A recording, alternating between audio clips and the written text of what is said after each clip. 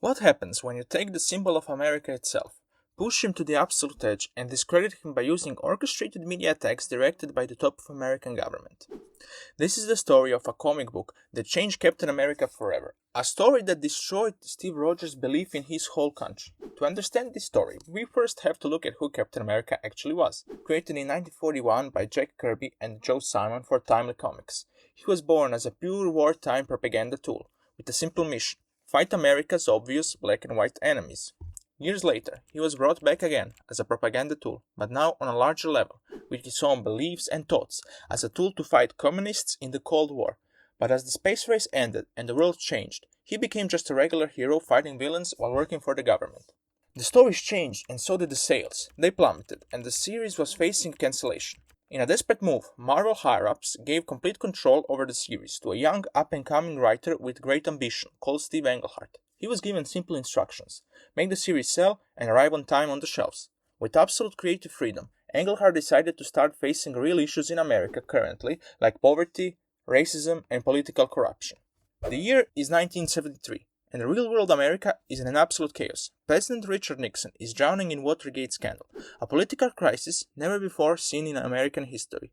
As Englehart watched the news, he realized something. Captain America can't just fight the standard villains while the entire country is collapsing on itself. So he decided to make a story based on it, but to change it to become more adequate for comics, while the real Watergate scandal is mentioned in the comic. The historic storyline begins in Captain America number 169. While looking at a TV screen, Steve Rogers sees a heavily orchestrated commercial, questioning his loyalty. The media asks the public, why is this man beating people up in our streets? Whose America is he actually fighting for? His or ours? This ad is created by Quentin Hardeman, who was inspired by Nixon's real-life chief of staff in the White House, H.R. Haldeman. Both of them had a similar job: to manipulate the media against opponents of their leaders and to discredit them. Before Cap can process the media attack, he is framed for a murder during a public event, making it look like Cap killed an innocent citizen out of the blue air. Suddenly, Cap becomes a wanted fugitive.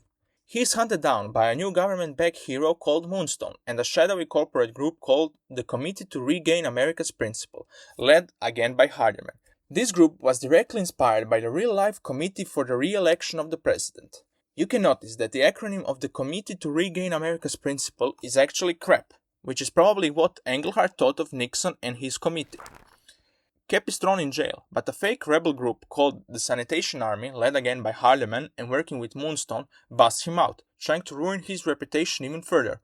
Realizing he is trapped in a massive political scheme made to discredit him and change the public view on him, Cap goes on the run. He teams up with his partner Falcon and the X-Men, who are also outcasts who know what it's like to be hated by the public, the same way the public currently hates Cap. Together, they all discover they are being hunted by the Secret Empire, an organization made to take control over the country by manipulating the media and maintaining public fear. The Committee to Regain America's Principle was just a facade over the group working with them to deceive the public.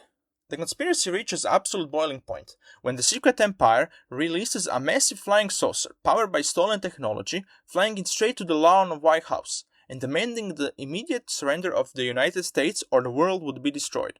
Let's just stop right here for a second and comment a bit on the story.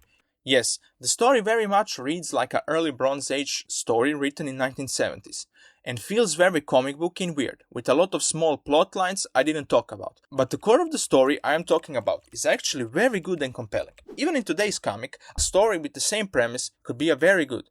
And the way Englehart comments on what's happening in politics at that time isn't really seen in modern comics anymore. They can't really be this direct. Now, let's continue the main plotline.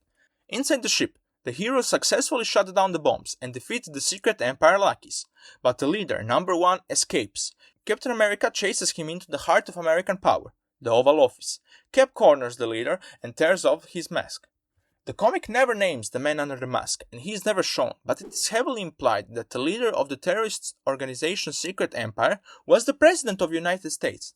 Faced with the crimes he did, the President pulls out a gun, and it is suggested that he ends his life right in front of Captain America, but it's never shown on screen. Later in the story, it is said that this is a federal secret. The ending was kept vague over who would even be the leader, because Englehart wrote it months in advance, and it finished before Nixon's resignation. So even if Nixon won, the story would still make sense. Steve Rogers, visually surprised and unwell, leaves the White House in silence. His mind is shattered. He realizes that the government he fought for since 1941 was only serving itself and not the American dream. In the next issue, Captain America number 176, he declares that Captain America must die, because he cannot represent a corrupt system. He declares that America failed him. Also, he was mad at the public for believing the ads over him. After spending 30 years fighting crime and bleeding for America, it broke him that people could change their minds so quickly.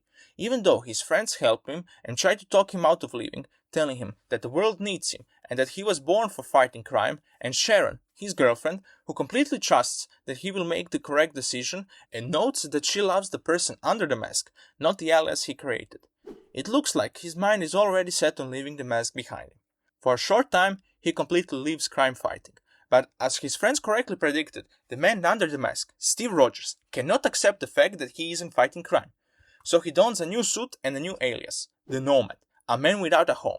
As a nomad, he continues to represent what he was made for, and what he stood for this whole time, the American ideal, and not the people in charge. After finding out that him not being Captain America only hurts other people, and that in that way he actually failed America, in the same way the America failed him, he decides that he is going to be Captain America again, but never the same as he was before. He doesn't fight for the government and does not fight for Washington. He fights for the ideal of America and what America stood for when it was created, not what was placed on top of its core.